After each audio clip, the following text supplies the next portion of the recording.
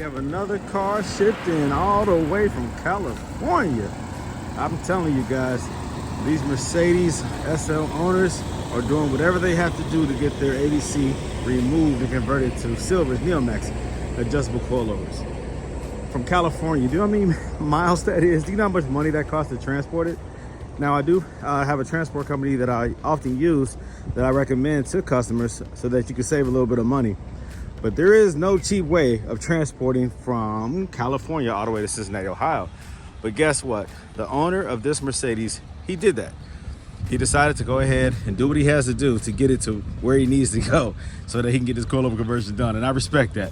I respect that. That says a lot. It says a lot about the owner of the vehicle and also the service that I render, that I provide. So, a 2005 Mercedes SL500 was just delivered from California, and here it is right here. Wow, that's a lot of miles from California to here in Ohio. And look how dirty it has gotten. Yeah, it's okay. I mean, an open trailer, you know, you get whatever is blowing on the highway, whatever weather conditions they encounter on the road is what the vehicle is exposed to. So some people do an enclosed trailer. I've only had one or two customers actually do an enclosed trailer for delivery to here in Ohio, but most people, you know, they're okay. If they drive their cars on the highway, they're okay if it gets dirty.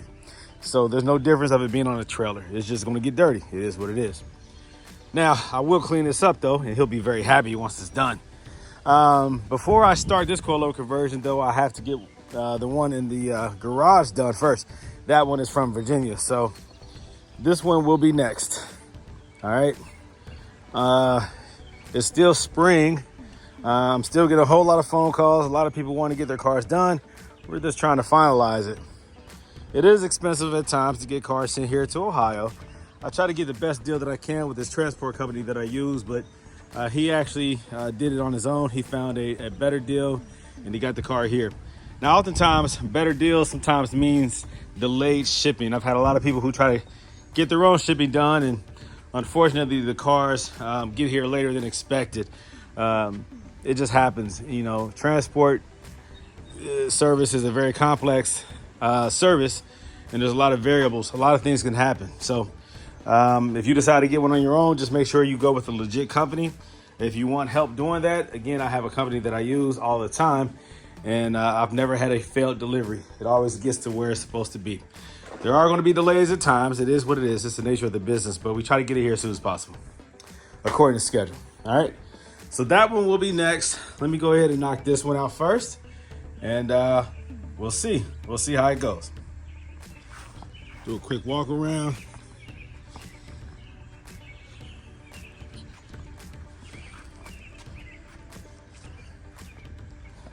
All right. We'll see. It's dirty from the transport. It's a long trip, man, from California to Cincinnati, Ohio, but it arrived safely. All right, let's take a look at the insides real quick. I have the key here. I'm assuming that the owner took the metal key. Let's see if it works first of all. All right, everything works. All righty. Has the tan interior, the tinted windows, like a light tint. Pretty nice, pretty nice. Red is one of my favorite exterior colors. All right, let's see what the mileage looks like. Some of the convenient functions is off. That's due to low battery in the rear. This button here. All right, 60,000 miles, so that's good miles. Good. Has the aftermarket head unit. That is beautiful. Kenwood. Look at that, look at that. Man, I love a nice aftermarket head unit. I'm assuming you put some screws right there. I don't know why you would have those buttons there. Little caps, I think.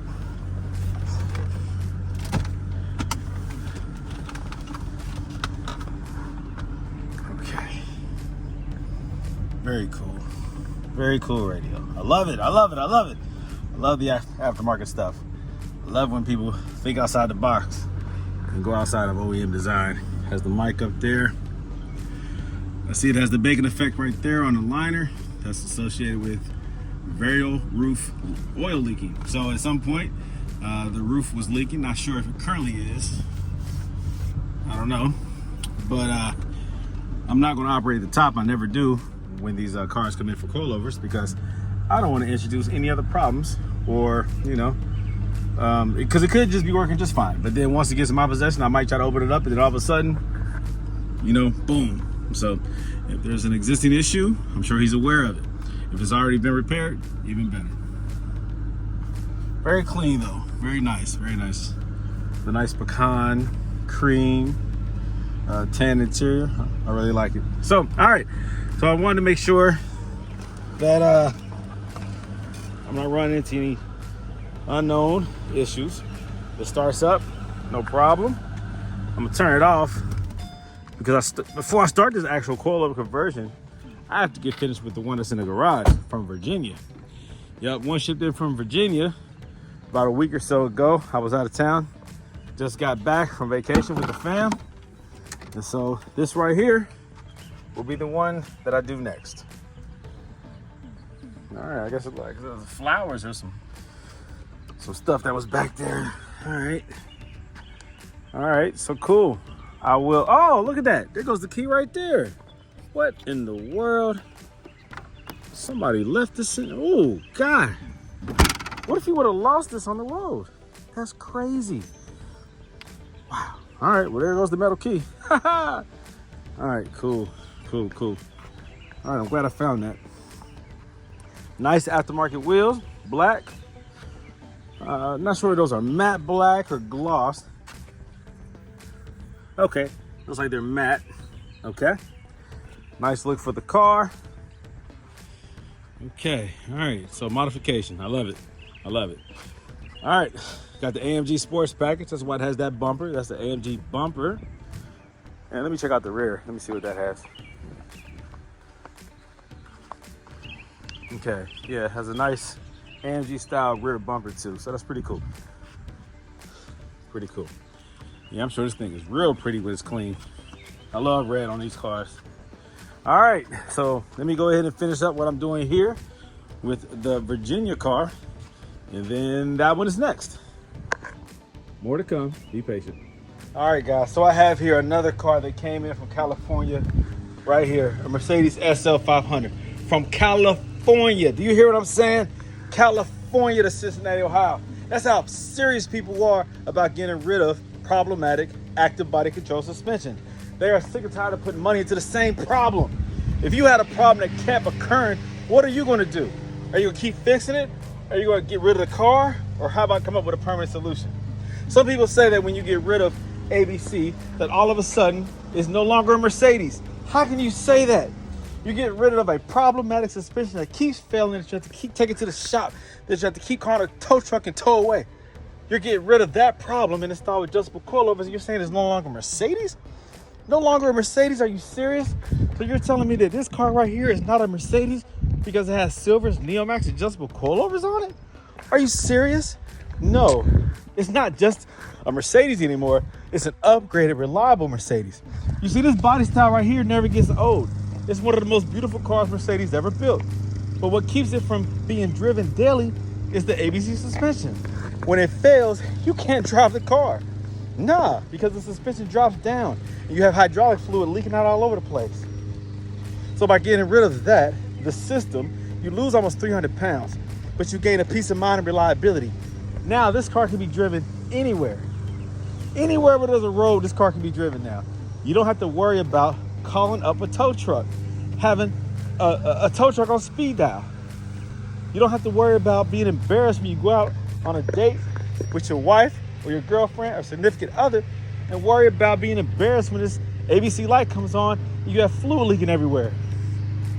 For those of you who do believe that ABC is the only thing that defines this car, you're sadly mistaken. This car is still a Mercedes SL500 R230 platform.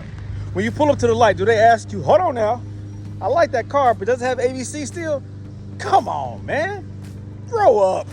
Come on, get out of your own way. Get out of your own psyche. See, your own head space is preventing you from coming up with a permanent solution that allows you to really enjoy your car. Drop the top and drive it and enjoy it the way the car was meant to be driven and enjoyed and owned.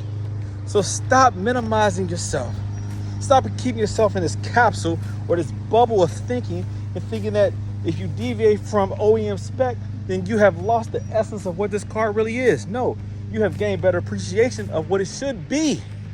A daily driven car. This car is not brand new. It's 20 years old. So why are you telling me that it loses value by changing out the suspension? It's already lost its value. This car is not going to be a collector in our lifetime. Worthiness of being a collector is an individual's decision. Don't wait for the world to accept it. You see, I know what these cars are. These cars are beautiful, reliable, well-built, highly engineered, ahead of its time, classic European vehicles, roadsters, two-seaters. They're powerful and they're fast and they're torquey. I know what they are. I don't have to wait for the public and for the world to realize what they are. Come on, man, think for yourself. Stop playing. Stop waiting for the world to call it a classic. It's already a classic. But it's not going to go up in value so much that if you get rid of the ABC suspension, you've lost value. Like, no, I can still sell this car with ABC removed because those are the buyers who know what they're buying and they have more faith in the reliability of the car versus anyone who buys an SL. The first thing they're going to ask, is it still ABC? Is it leaking? Is there any lights on? And you probably got a lot to sell the car because most people that sell their SLs is because the ABC suspension is acting up. They already know it's failing. That's why they get rid of it. And then you buy it under the idea or notion that it's reliable, and then you find out a week or a couple days later that it's not. You know how many people call me and say, man, I just bought this car yesterday. I just bought it yesterday. You know how many stories I hear like that? Man, come on, stop lying to yourself. These cars need to be converted to be reliable. Now, if you have an ABC suspension that you can maintain yourself, great. But if you got to pay somebody, oh, you're getting broke off. I don't care how much money you got. You're wastefully spending it if you're trying to keep this suspension operational. Unless you don't mind. Most people do mind. Most people are counting their money. Most people are trying to preserve as much money as they can so they can put it into something else, so that they can invest it, so they can put it towards something that doesn't keep draining their pockets just to be able to jump in and drive it. Why do you own your car? You got to ask yourself that. Are you trying to keep it original? Are you a Mercedes purist that don't want to deviate from OEM spec? That's cool. That's cool. Most people are not, okay? So if you are one of those people, I'm not speaking to you. I'm speaking to the general public, the masses, the majority of owners of these Mercedes. They just want reliability. They just want to be able to pull it out on the road and drive it when they want to. That's why this car came from California to here, Cincinnati, Ohio, because this owner wants to drive his car without ABC failure. That's why I'm installing Silver Neomax adjustable coilovers. If that's what you want, then call me, text me, 513-967-8079, or go to my website, www.goatautoworks.com, and I will take care of you. It could be an SL. We have kits for the S-Class. We have kits for, I think we have kits for the G-Wagon. We have kits for the CL. There's a lot of different models on there. Go to the website. If you don't know, you can ask me personally. You can email me. You can message me. There's so many ways to reach out to me. Just go to the website, and you can find out everything you need to know about me, and about these Mercedes, and about the process, and about the benefits. My YouTube channel is full of content explaining the same processes. So you can go to my YouTube channel, go to Autoworks if you're watching this on another platform. If you're looking at this on YouTube, then subscribe and like and comment and keep following me because I always have more content. That's what I do, baby. That's what I do. So I got work to do. I'm getting rid of these right here, and I'm installing this right here. Silver's Neomax adjustable coilovers. You see it. You see it. This car right here is next in line to be converted. So more content on the way. Thanks for watching my content. If you have any questions, reach out to me personally. Go to my website, www.goatautoworks.com. I got work to do. Take care. California love. You like those vocals? I thought you would. All right, this is the one from California, SL500. About to go under the knife, so to speak. I'm about to do the coilover conversion, removing ABC. This is the 02 through 06 model. So it has the original ABC design. This one requires a little bit more disassembly because you have a dampening, pulsation dampener rather, back here, driver's side behind the wheel, as well as the valve blocks in the front, driver's side, and the valve block in the rear. It has to be removed. And associated lines and whatnot. Everything running across the front and to the back. Some lines I cut, some lines I remove. But this is it right here, and I always start off the same way every time. Removal of that ABC pump. When you're doing the removal of the ABC pump, remove this and this and this, the front cover. Remove this. You're going to keep this. You're going to use this again. You're not going to use this. This is only ABC associated. You're going to use this again, using the same rubber line to the new pump. To remove this pump, you remove the front pulley. There's 3 of the E14s bolts in the front of the pulley. You remove those while the belt is still on so that there's tension and the pulley doesn't turn, the pump. Break those loose. You can also use a 10mm socket. It works also. You can also use a E12, so an E12 or E14 or a 10mm socket to remove those. You see them? Those right there with the belt on. Then I take the belt off because there is a bolt that runs where the tensioner is at, and you have to pull back the tensioner in order to get to that bolt. And you're going to need the belt off anyways because you got to, take the pump out. You have to again remove this in order to get access to everything. To remove the lines and all the other, the nut on the backside and the rest of the bolts that connect to the ABC pump. I get up underneath and I am going to remove the splash guard, the under paneling, because there is a bolt that runs to the bracket that connects the ABC pump to the engine block. It's quick, it's easy to get it from up underneath the bolt that runs into the engine block. Once that bolt is out, then I go back on top and there's the same size bolt that runs this, like an E14. It's the same size bolt that runs into the back of the ABC pump that secures that bracket, that bar. The bar that I'm referring to is, do I have one over here?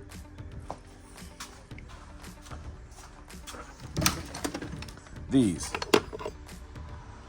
This right here is secured on the engine block and the back of the pump. It's a bar or a bracket that stabilizes the pump and gives it much more structure. You do not reuse that. That's why I have a drawer full of them and other storages full of them, because you remove those every time and you do not reuse them on the new pump. It's not needed. The new pump, you're only going to connect 3 bolts, 2 in the front, 1 in the back. So for the ABC pump, there is 2 front bolts, same size bolts, long, these right here. Again, E14s, 2 of those in the front. And in the back, you have a 13mm nut that secures it. It's hard to see. Once all this stuff is gone, you can see it from an angle from back here. Just run a socket or a wrench on a ratcheting wrench on the backside to break that one loose. There's a 19mm nut that secures the high pressure ABC line to the pump. Let's see, can I see it? Yeah, it's down there. I don't have any light on it right now, but it's down in there. Kind of hard to see, but that thing right there. That is a nut that secures the ABC high pressure line to the pump. Break that off as soon as you have room before you start removing the bolts in the front, because you need this pump to be stable to break that one loose. There's some smaller nuts that secures the power steering line to, there's a bracket that it attaches to that secures it to the pump as well. I use a 8mm socket to break those smaller bolts off. I think it's just maybe one. The sensor, the connector, I cut that and removed that. You don't need that. That's this right here. You don't need that. Just take it off, cut the wire, throw it off to the side. Again, you're going to reuse this power steering line, the rubber line, onto the new pump. You are going to reuse that. You're going to use the same clamp, that same clamp, onto the new pump. It doesn't look like it's made for it, but it works. You push it onto it all the way back and clamp it back down, and it will not come off, nor will it leak. The 17mm power steering line that everybody has a hard time removing, it's down there. It's the last line that I remove. Why? Because when I loosen the pump, I break it loose then because I have a better angle. Sometimes I break it loose while it's in place, but it's harder to do because you have a funky angle. And to do it, you need one of these. Nah, not that. You need, matter of fact, I just sold one. You need one of these. This right here is an open ratcheting socket, and it's flexible. This right here is practical to break loose that 17mm. I have another one.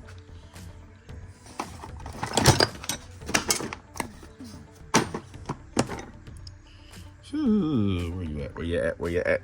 Where you at? Where you at? Where you at? So much stuff here. It's hiding from me. At first I did this, but there was some flex there. It wasn't strong enough to stay. Went under intense pressure.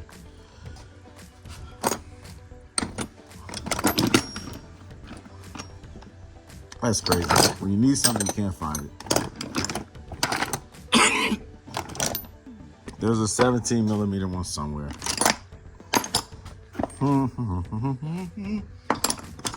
There it is. Boom. All right. This right here is what you need. Let me see if I can do it one hand. All right, here it goes. Hold on. So it's open, allowing you to get this 17mm socket onto the actual nut, and then it allows you to ratchet it off. All right, so something like this allows you to do that while the pump is in place.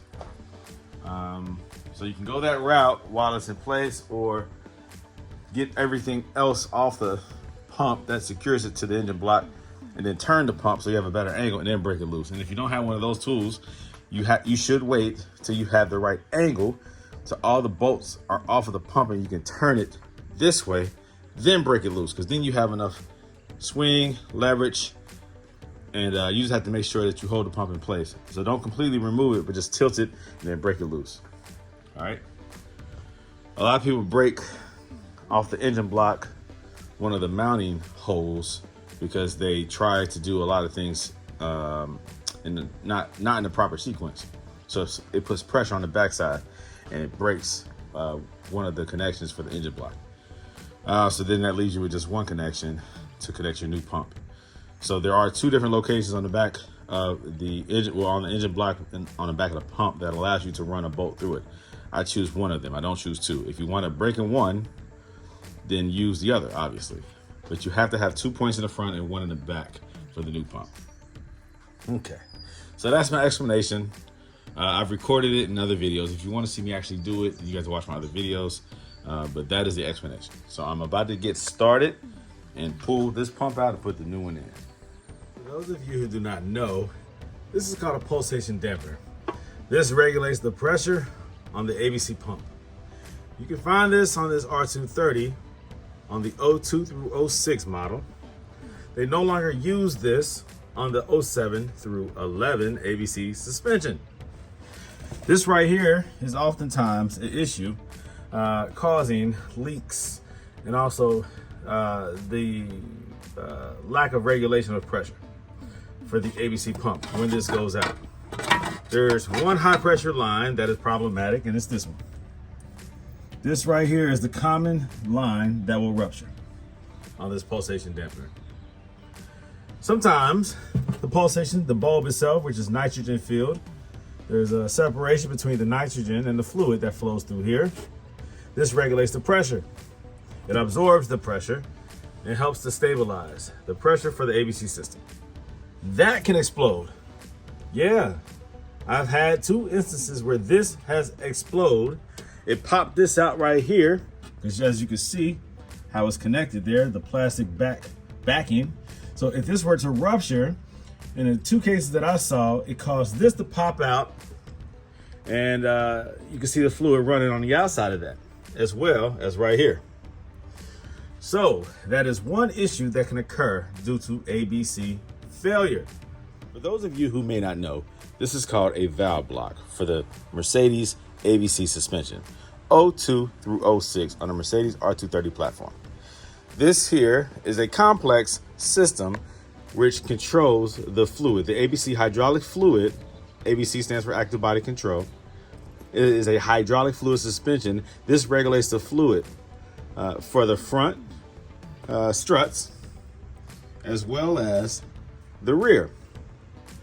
From the pump, this is fed with the fluid. And you have solenoids on here and also an accumulator, a bulb, a black bulb, hard to see, is back there. That right there regulates the pressure and absorption during high pressure moments in the suspension, such as when you hit a big dip or a bump in the road when the pressure increases. And also, like I said, these solenoids open and close the holes or the channels or the valves inside of this aluminum block. And it tells it where the fluid should go and when it should increase and decrease in flow. This is a complex system yet simplified. It has lines, power lines, communicating or powering those solenoids, regulating the opening and the closing. It is a very highly engineered system that actually works very well, but due to age, it fails often.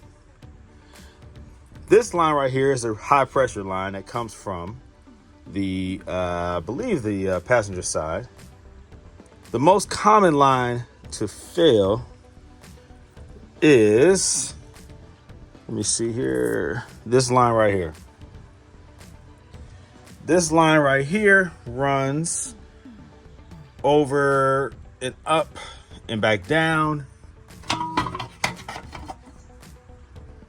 and it meets up with a block up underneath here. It's hard to see, but there's a 3-way block up underneath here. There's 2 lines. There's a high pressure line and a low pressure line that go up and down along the engine compartment behind the heat shield. It goes to this block.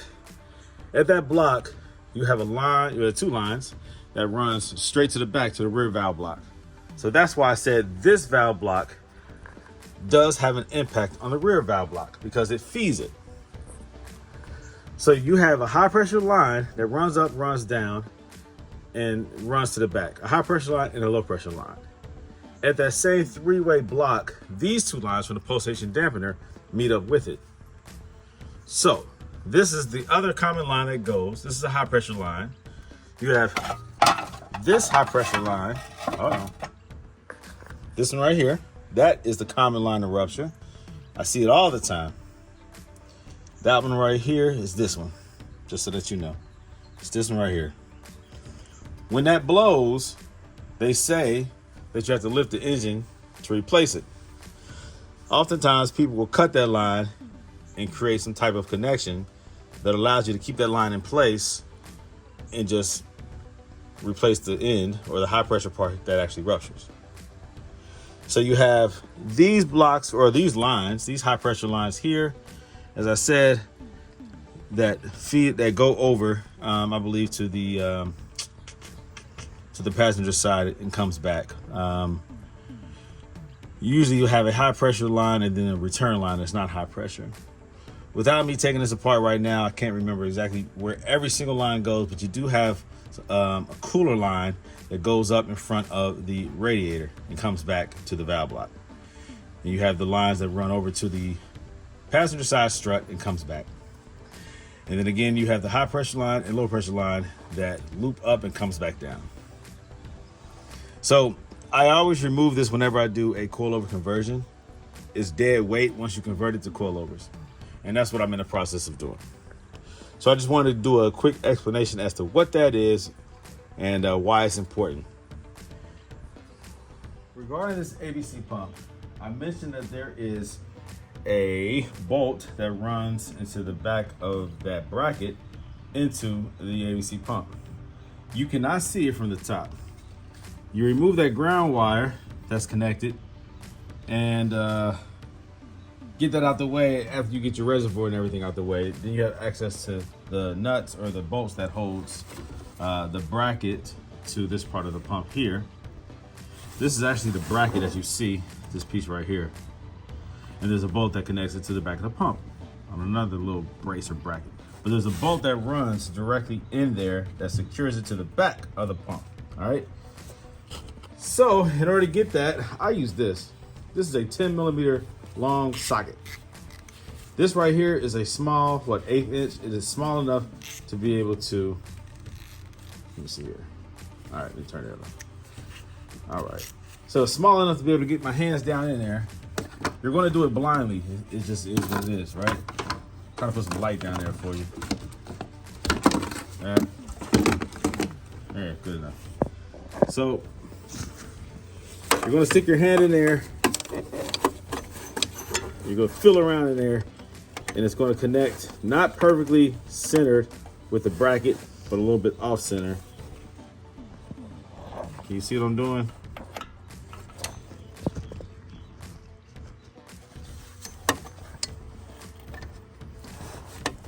It'll catch the bolt. You can stick your finger in there and feel where the bolt is. Man, I'm wondering if it's even in there. Hold on. See, this car has been worked on. I can tell as I've been disassembling it. Somebody's already been in here. Okay, there it is. It's in there. So I can feel it. It's in there. It's still there. Sometimes I take these ABC pumps out and I can tell that somebody has already replaced the pump one time before. So you can catch it with the 10 millimeter socket.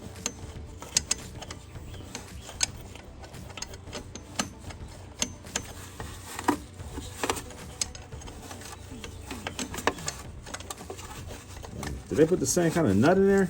See, sometimes the original nut is a E14. I'm wondering if they put something else in there. I've seen it before where they have reinserted this pump, replaced it, and put the wrong kind of bolt in there. It's still in there.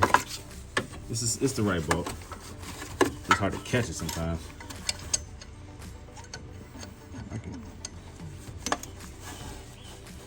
Okay, that's it. It's on there.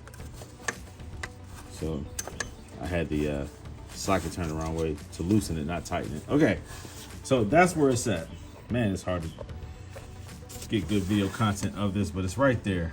You need a small size ratcheting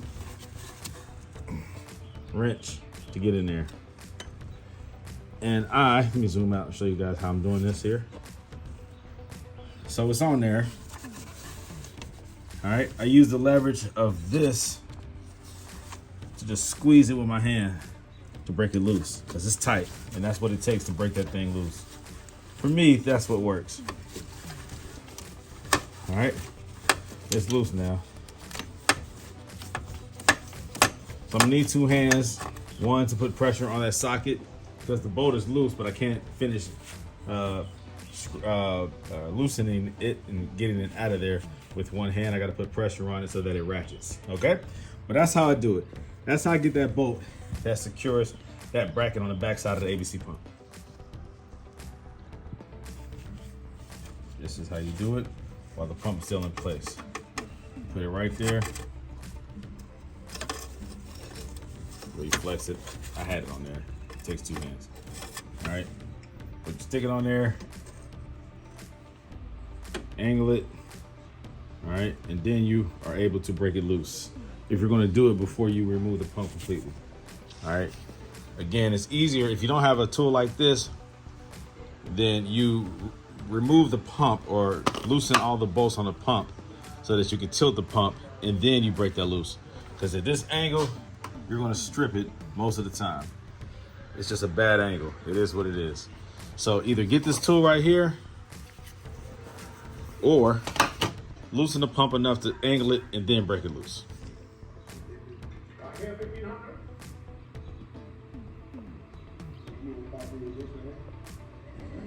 I've had a lot of people ask, how do you disconnect these lines off of this pulsation dampener, which is located on a R230 02 through 06. You need to use this right here, an adjustable wrench, to secure or hold the pulsation dampener in place. Then you take your 17 millimeter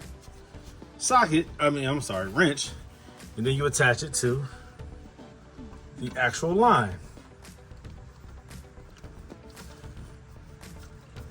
If that one doesn't want to go on, I have a couple different ones. This one has a little bit more give.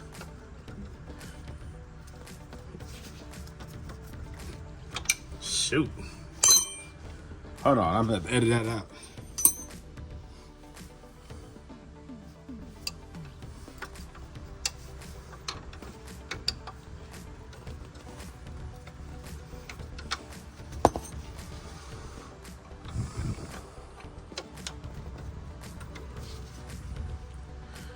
And then you squeeze them together like this. And I'm trying to do it with one hand because I'm limited because I'm on the phone. There you go. See, I did it with one hand, just like that, okay? It is much easier to do it this way than any other way. Adjust this so that it goes right here. It holds the dampener in place. Now with one hand, I was able to squeeze those together and it broke it loose. Do the same thing with the one up there. Because there's rubber right here, you know, the support for the vibration and whatnot, so you don't feel it in the chassis or in the car. This right here has pressure going through it, and again, it controls the pressure, or it helps with the vibration of the system, helps regulate the pressure, so it does have some vibration to it, so that it doesn't go into the cabin. You have these rubber supports for the bracket. So just trying to break it loose, thinking that this is sturdy enough, you'll be struggling. You have to push against or leverage against something that's sturdy. So you're creating stability by doing it this way, okay? By putting this right there to stabilize this and give it the stability that you need to break these loose.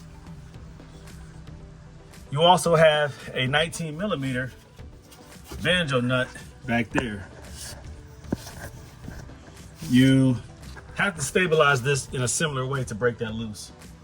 So just use a little bit of engineering, a little bit of patience, and you'll get these bolts off, these nuts off, these lines, and also that banjo nut or bolt. Okay? A little bit of patience, a little bit of ingenuity, you got it.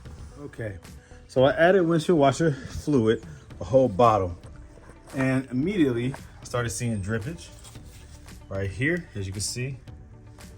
Hey man, can you see right there? Okay, it's dripping, right? And then back here is dripping. So I started to remove this liner so I get access to the reservoir. And then I saw this. So someone has already tried to repair it, and they use that glue stuff like a Gorilla Glue, or like that glue that foams up as it hardens. So there's obviously a crack in there that they knew about. And unfortunately, it's been compromised and the fluid is still leaking out. Usually it's this pump right there. And usually it's that little rubber grommet, but no, that's not the case. It's not dripping from the rubber grommet, so that's still good. You have a cracked reservoir. So that right there needs to be replaced, the whole thing. And to do that, I don't know. I think you have to remove the battery, and then there's some nuts or bolts that go through inside of this fender that connects to it. And I don't know. I know it's like that on the G-Wagon. I've never removed one from a SL, but I'm sure it involves more work than you want to do. So you got to get that done. What's up? All right, so I'm working on the 2005 SL500. This one right here is from California. So I already have the front done. I already have the coilover swapped out on the front. I am going to start working on the back tomorrow. It's a simple, yet this is the most difficult part of the process, but it's simple for me because I've done it so many times. When you do something 100 times, you have to find a way to simplify it, to make it more efficient, you know, to make it work consistently every time, and to be able to prepare for what you know you're going to encounter, and also make room for the unexpected. But there's a process to doing the rear that really simplifies the whole, you know, install by removal of the original coilover. I mean, original ABC strut, dropping the inner control arm and removing the a torsion bar and a the bolt that runs through the bottom of the coilover, the strut. I keep calling them coilovers. I guess technically speaking, they are a coilover because there is a spring over a strut. So it is a coil over. But the dampening is controlled by hydraulic fluid. That's the difference. Pressurized hydraulic fluid. That's the difference. Because even this coil over here has fluid, and you might call it a hydraulic fluid. It is a fluid, but in a piston, you know. But the dampening is controlled by this, all right? By this dial. It's preset. It's not constantly adjusting. So this right here, this line, is the pressurized hydraulic fluid that changes the dampening of the pressure and allowing it to compress and raise and lower, you know, at different rates. Which is controlled by valve locks, a pump, pulsation dampeners, things of that nature. Sensors all over the car. There's literally sensors all over the car. If you ever disassemble one of these cars, any car with ABC system, there are sensors where you don't even know they're sensors for balance. It's pretty cool. I mean, really, Mercedes knows they did a doozy with this one. They created something special with these ABC cars. But unfortunately, with time, it becomes a difficult system to maintain. It could be very expensive. If you have to pay somebody, it's just not reasonable cost-wise. And it's also just not convenient because it's more prone to failure because they're old. When they renew, first 10, 15 years maybe, they were not failing, but they're old, so they're failing all the time. So you just got to decide, you know, do you want to keep the original suspension or not? But like I was saying, when you disassemble the rear, you're going to likely only do it one time. I do it over and over again. So I come up with the quickest way, most efficient way, and the most practical way to do it and to guarantee results every time. And so that's the perk of me being able to do it all the time. So when you're considering somebody doing your coilover conversion, you have to ask the person that you're considering, how comfortable are they with doing it? Do they work on Mercedes only? Or do they work on aftermarket suspensions? Do they understand what to do? You kind of have to have both knowledge, like both kinds of knowledge. You have to understand the original suspension and also understand aftermarket suspensions. And so if you do not, then that might be difficult for him to accept, the owner of the vehicle, because basically he or she will be learning on your car how to do a conversion. And that's not always comfortable because oftentimes the owners of these cars will go back and forth to the shop wanting things adjusted and not understanding why this is wrong or why that's wrong. They'll even call me, the shop will call me. The shop will say, those coilovers are cheap. I told you not to do it. Well, no, because you don't know what you're doing.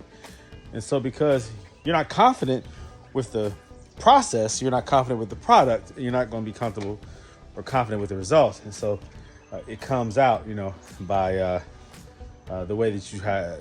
Oftentimes shops try to sway customers from going that route. But if you know how to do it, you know the results, and you understand the process and the benefits, then you probably would be pushing more customers towards it. But unfortunately, this is new for a lot of shops.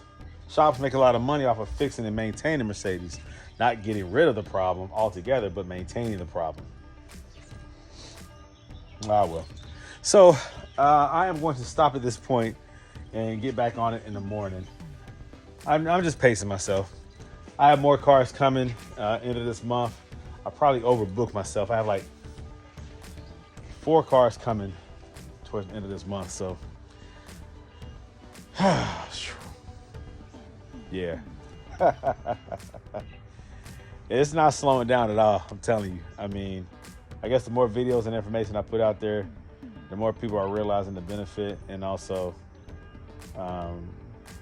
the advantages of coilovers versus ABC, because they want to drive their car. They're sick and tired of their cars sitting. They're sick and tired of their cars going to the shop. They're sick and tired sometimes of their wives giving them a hard time. Why do you still have that car? We got better things that we could be putting that money toward. Why are you fixing the same problem over and over again? I get it. I definitely get it. So, all right, I'll be in touch. I'll pick back up when I start doing that, getting back to the car. Maybe drop a couple little gems, see if I can show you guys a little bit of how to during this process. Of course, I don't record the whole process because I just got things to do, I want to do it right every time, and I'm not going to record every time I do it because I do it too frequently. So you have to go back in my videos and watch some of my processes, how to do it exactly. But I'll sneak a couple little jewels in here, you know what I'm saying? All right, so I'll pick back up tomorrow morning. Thanks for watching. All right, it's the next morning, and I'm starting on the rear. I'm going to take this opportunity to teach you guys a little something about the rear valve block driver's side on the R230. Now, this right here is the known line that ruptures, high pressure line that runs all the way to the front. This is a known line that likes to go bad, that likes to pop, likes to rupture, likes to leak. This is a high pressure line that runs all the way to the front to that 3-way block. From that 3-way block, one line runs up to the pulsation dampener, and the other runs up the engine compartment, driver's side, behind the heat shield, back down to the valve block. That's why I said that front valve block is also relevant to this valve block, because it feeds it through that high pressure line. So this right here is the one that likes to bust right here. This is a return line that also runs from the back all the way to the front, or front all the way to the back. Being a return line is from the back to the front. So these two lines right here run to the front. These two high pressure lines right here, these run up here, across the subframe to the other side. They are high pressure because one is a line that pressurizes the strut on the passenger side. The other line comes back from there, but it is also high pressure. All right, so here goes everything removed except the lines. The lines I just cut up and throw out. But this is the stuff that I save. Here goes the rear valve block that I was referring to. All right. There goes the large accumulator that you're going to replace. Some people replace this one, some people don't, most people don't. And there goes the other large accumulator from the front. And also a pulsation dampener right here. The accumulator on this has to be replaced. Now, on this car, I believe all these things were good. Can't be for certain because I didn't drive it before I did the coilover conversion enough to be able to know for sure. But these are the parts that go bad, and they cost pretty expensive to maintain. You know, Mercedes is going to charge a whole lot to replace them. So more and more people are sick and tired of paying Mercedes all that money over and over again, and they're just getting rid of it. Oh, that's nasty. And they're just getting rid of it because they're tired of this stuff all over their driveway. They're tired of that stuff coming out their cars while they're on the road. You can see here that these have been replaced already. These are R-Knot. Okay. R-Knot takes original ABC struts and they rebuild them and they resell them. So 99% of the time you get one from R-Knot, you're buying a good quality product that's going to last. But again, you still have the same susceptibilities of aged ABC components. Now, these might be new, but these have to be replaced and maintained. And then the internals of the valve blocks have to be replaced, referring to the seals for the solenoids. If they are not replaced, they eventually will allow fluid to seep back into the struts, or out of the struts rather, and they won't hold the pressure that they're supposed to hold. When you turn the car off, the car is supposed to stay steady, it's supposed to stay up. When it starts to sink down on one side, if it's not the strut, then it's the valve block. The valve block is allowing fluid to seep back into the system, leaving the strut, causing it to sink down. Now, I currently have ABC on the S55 and also on the CL600. And the CL600 stays up for months without sitting down, but the S55 starts to sink in the front driver's side.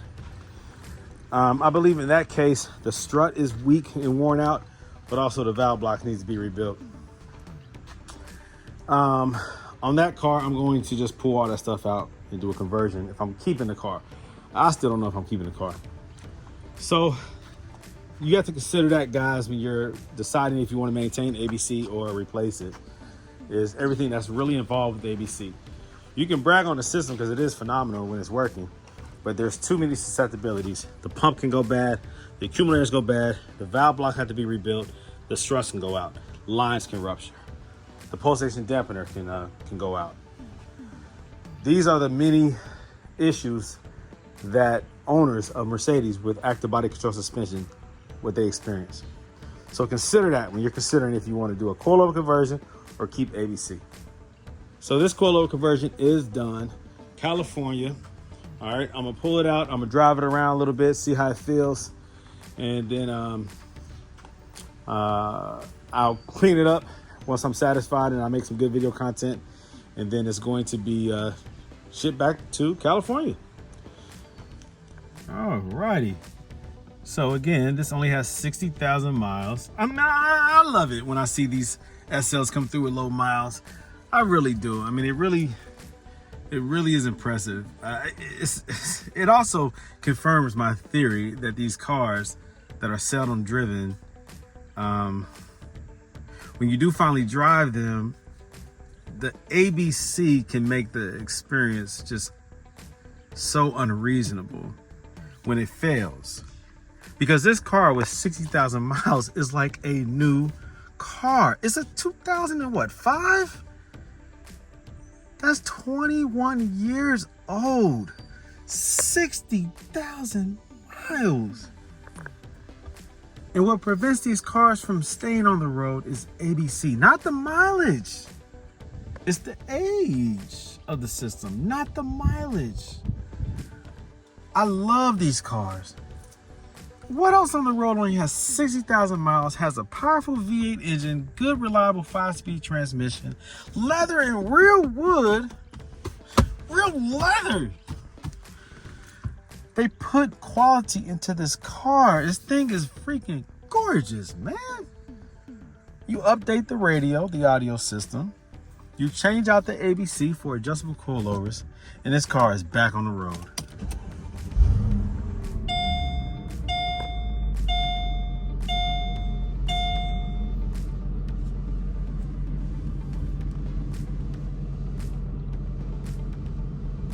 So you have the convenience, convenience functions not operational because the battery in the trunk, which powers all the accessories and stuff like the cigarette lighter, sometimes the radio, some of the features are deactivated until the battery charges up enough from the alternator, because the rear battery needs to be changed out. That's common because these cars sit so long. 60,000 miles indicates that this car is not driven often. If the car is not driven often, the battery is not being charged often unless it's sitting on a tender. So if it's not being charged, then you're going to have battery issues at some point. The batteries just don't last forever. It is what it is. So you can trigger charge or tender charge these batteries in the trunk by plugging them up in your garage if the car sits in the garage.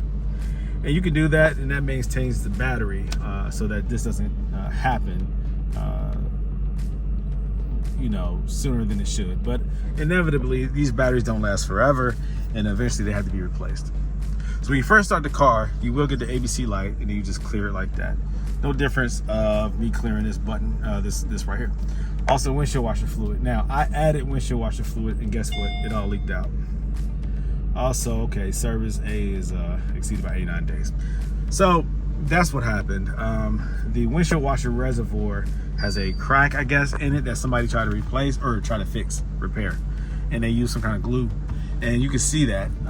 That's obvious. That didn't fix it.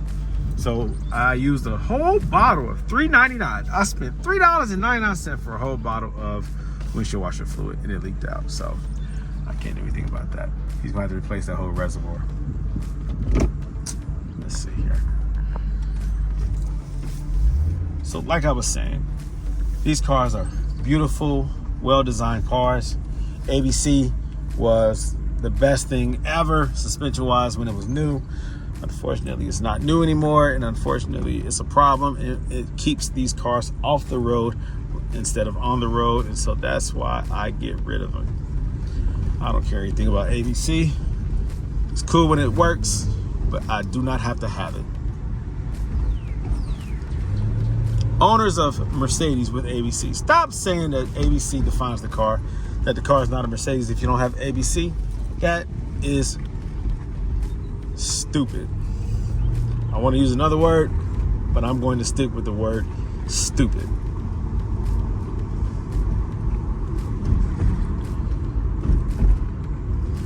These cars are so beautiful, and when you see them dismantled, taken apart because of ABC, that's so disrespectful to the potential of the car, but the car is, the luxury of the car. Mercedes themselves knows that this car is not defined by the ABC, because if it was, they wouldn't sell a SL500 without ABC. They wouldn't sell a SL Black Series. What is that? A 6.3 Black Series without ABC. If ABC decided to define the car, if it defined the car, if it is the definition of an SL, then those cars are not SLs. They're trash, and they should stop. They should just throw them all away. Anything that doesn't have ABC, they should throw them away, including the ones that Mercedes designed. Yeah, it makes sense out of that. Makes no sense, right?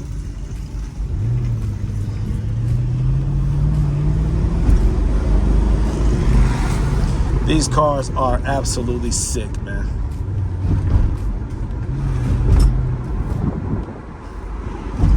They are so fun to drive.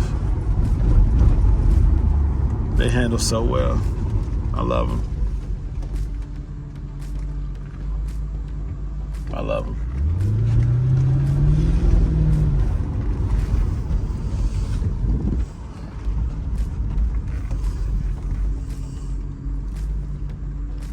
I love them.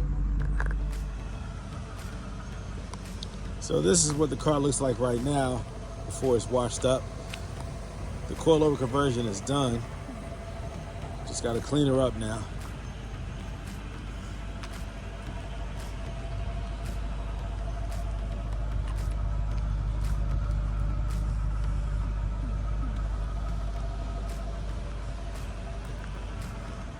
if your 2002 through 2011 Mercedes SL R230 platform has the bacon effect to the headliner passenger side roof lining, then that is because you are leaking fluid.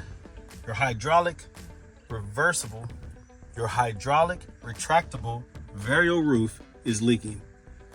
There's a cylinder right there that always leaks. It is a O-ring that goes bad, a plastic O-ring that hardens and no longer holds back the pressure from the hydraulic fluid. So it seeps out right here. And what it does is it warps that. That is a rubber backed trim piece that eventually, as soon as fluid touches it, it starts to do that. That is a rubber back felt type liner, and it is very susceptible to leakage right there. So you have to remove this headliner to get access to that cylinder, and then there's a process of drilling a hole and pulling out the piston and replacing that susceptible O-ring that has gone bad. There's a process to do it. Or you can replace the whole line that runs back there. That's a lot more work, but it's optional. So decide how you want to repair that, if you want to repair it. If not, then you're driving around with a hard top, with a roof that does not retract, but it's still a hard top. It's still a nice roadster. It's still a beautiful car. But if you want to make that repair, that's how you do it. I don't offer that service, but there are many out there that do. Or you can go on YouTube and try to tackle it yourself. But that's why you have that. So if you are looking at a Mercedes SL, considering buying it, and you have this right here going on, it currently has a fluid leak. Your convertible top will not work in this condition, or it previously did and it was repaired. But in its present state, this convertible top will not retract. It will not work. This is where the fluid is leaking out, and so the pump will no longer be able to hold pressure and activate this system completely. It might start to retract, but it won't finish the operation. So when you have this going on, you have to repair it. Is it expensive? It can be. If you pay somebody to do it, it's the labor involved. If you're replacing that whole line, it takes a lot of work, a lot of disassembly, a whole lot. If you're simply going to repair that with a new O-ring, there's an O-ring kit that you can buy. I sell that on my website, www.autoworks.com. And you can do it yourself or pay somebody who knows how to do it, and it is a much cheaper job if you do it that way. So if you choose not to fix it, it's okay. You just have a beautiful hardtop SL, and the top doesn't drop down, but it still looks good with the top up. This is a very beautiful car from every angle, top up or top down. Many people have decided to just not fix the top. You still have a beautiful coupe, one of the most beautiful coupes on the road. So the choice is yours. Do what's best for you.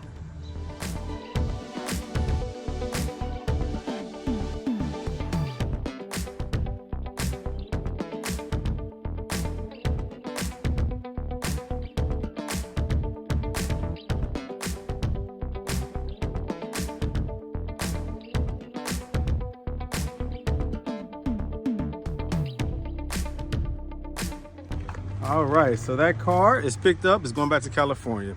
So a friend of his flew out here, and she is actually going to drive the car all the way back to Cali. Oh man, what a trip this is going to be. Pretty cool, pretty cool. So it's been an adventure. I've had that car in my possession for quite a while now. And it is finally going back to its owner. So man, he has a good friend to come all the way out here and drive it all the way back to California. I swear, that is crazy.